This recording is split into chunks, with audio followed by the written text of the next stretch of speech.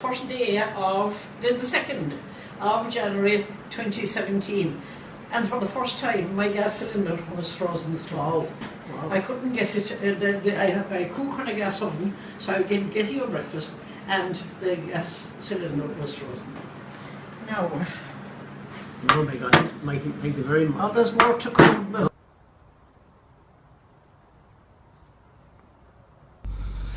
Just sitting waiting for the car to thaw out so I can go in to get my ankle looked at this morning. It's proven much better. Very confident I can get up and do the stretch I didn't get to do last night, which is about 10 kilometers.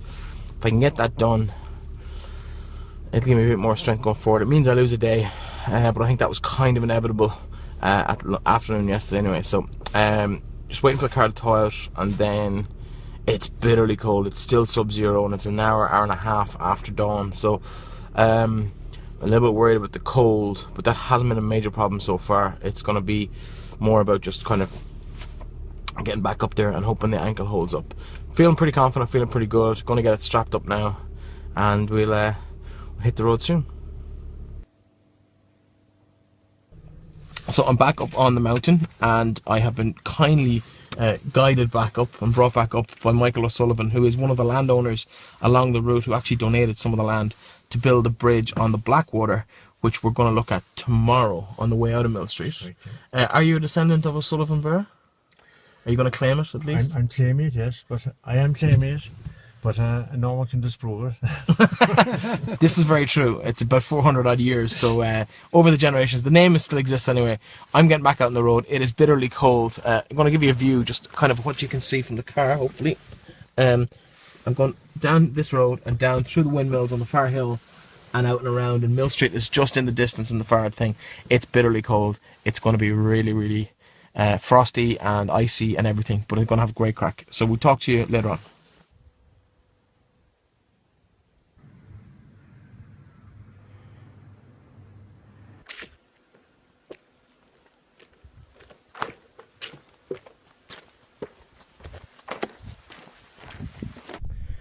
Just over an hour into the walk today, 5k down, so nearly halfway, which is phenomenal considering this has been my terrain for the last bit. There was a bit of a boardwalk across a bog, and now I'm up climbing again up this hill to the left hand side of the forestry there, and then down on the other side. Mill Street should come into view again as soon as I get past the forestry, and it's about maybe 3 or 4 miles into the town from here.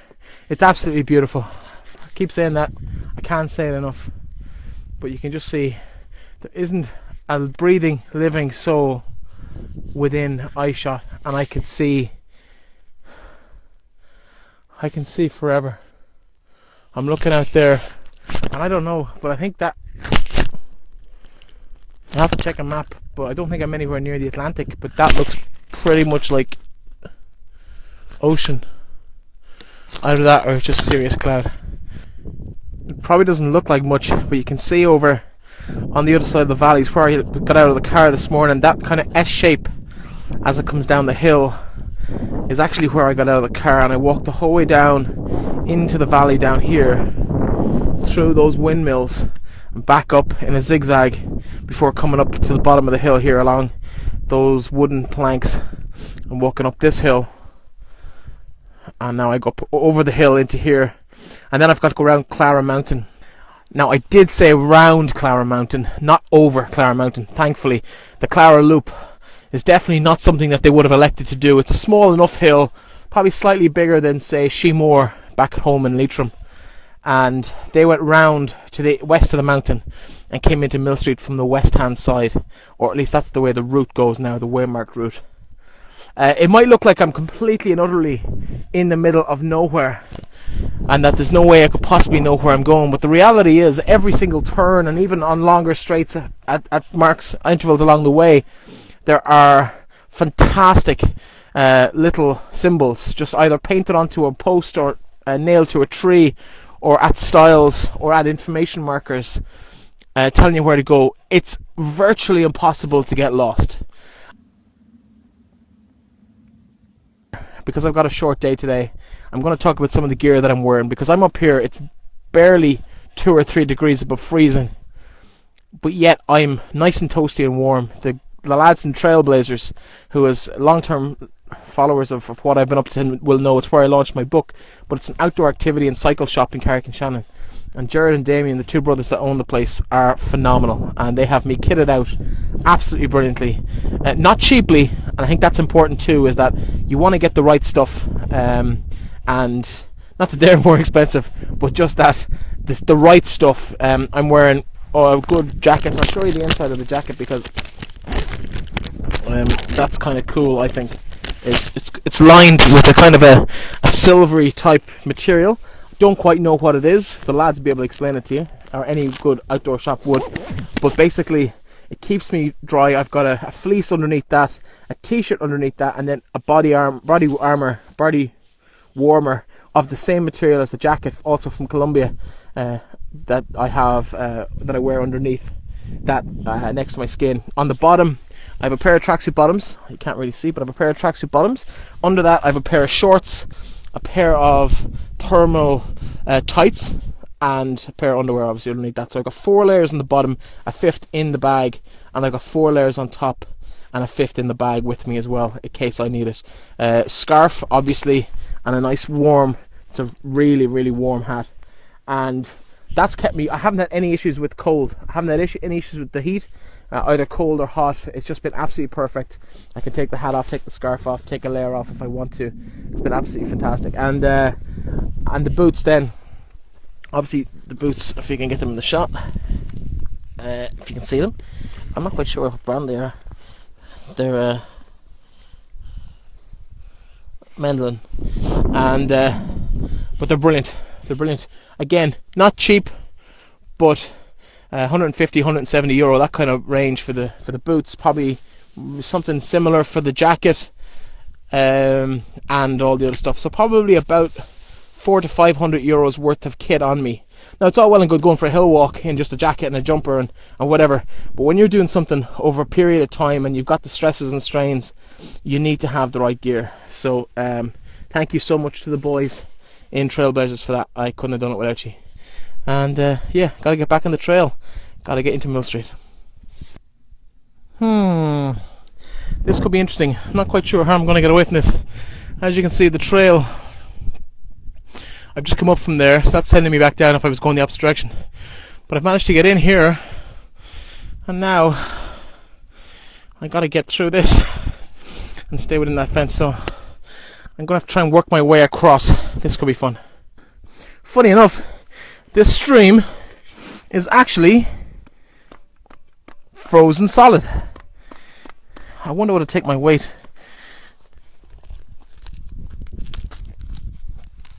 Not quite. No, not quite. But take a bit of weight, but not when I start putting pressure on it.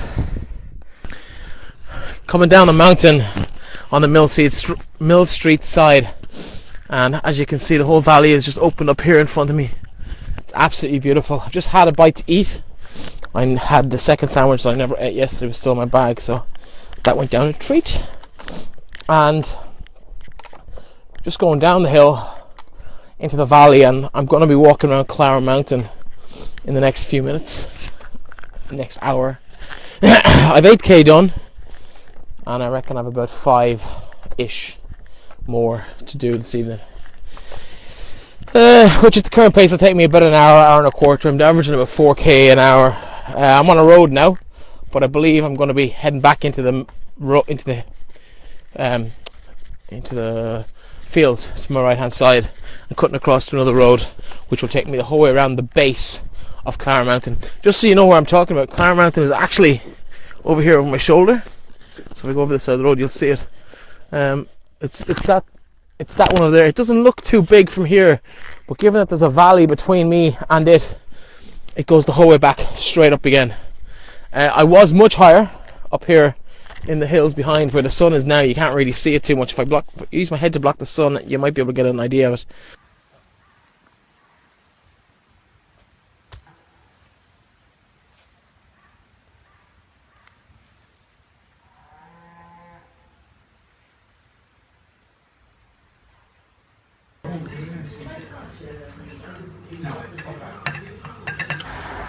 Bit late in finishing off the final video of the day, but got to Mill Street in one piece, just about. The last mile or two, my foot started flaring up again, a bit the same as yesterday. I had done probably just a little bit more than I'd done yesterday, about 14 kilometres today on top of the 11 and a half, 12 I did yesterday, so about the same point, foot started getting sore. I took 2 more Nurofen and just gritted the teeth and got into Mill Street nice and early. Had a bite to eat. Just going to go back in now and finish off my dinner, and then it's a nice early night and head for Newmarket tomorrow. Have a bed organised and all going well. People in Mill Street have been absolutely amazing, like I said earlier. But absolutely looking forward to moving on and to seeing what is further up the thing. 4 days in, still in Cork. That's kind of amazing. It's such a big county. I still have another couple of days before I get out of Cork, although I dipped into Kerry briefly today. So yeah, thank you all for the support. It's been absolutely phenomenal. Loving the feedback, loving the messages. Please keep them coming.